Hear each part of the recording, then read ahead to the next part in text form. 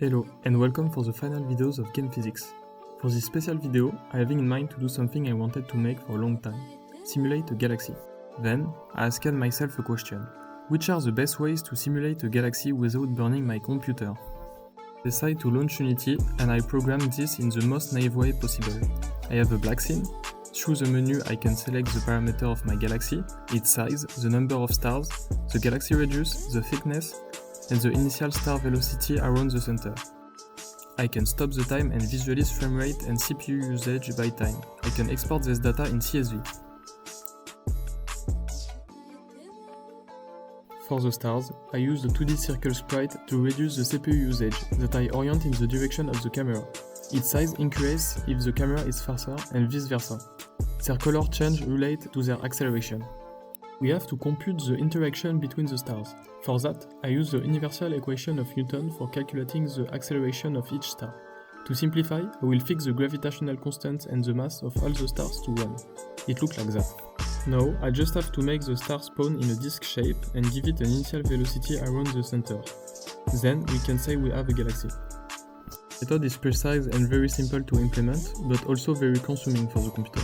Each star interacts with all the stars at each frame, so the computation is proportional to the square of the number of stars. We can say that this algorithm is quadratic. With this method, I can only simulate around 300 stars with the correct frame rate. I have to find a better way to do it, even if it's less precise. This type of simulation is called n-body simulation, and the best algorithm for my problem is the Barnes-Hunt algorithm.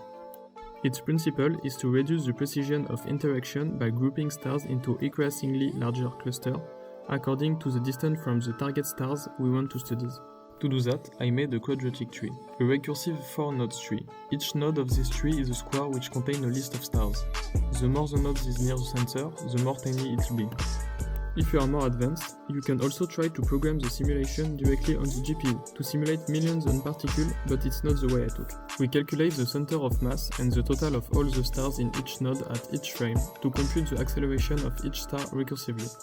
We can adjust the precision by modifying the theta. We add a big mass in the center to simulate a black hole.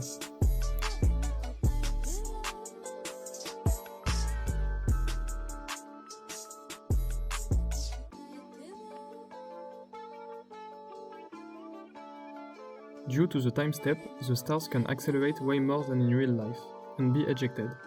To compensate, we add a variable to smooth the acceleration curve.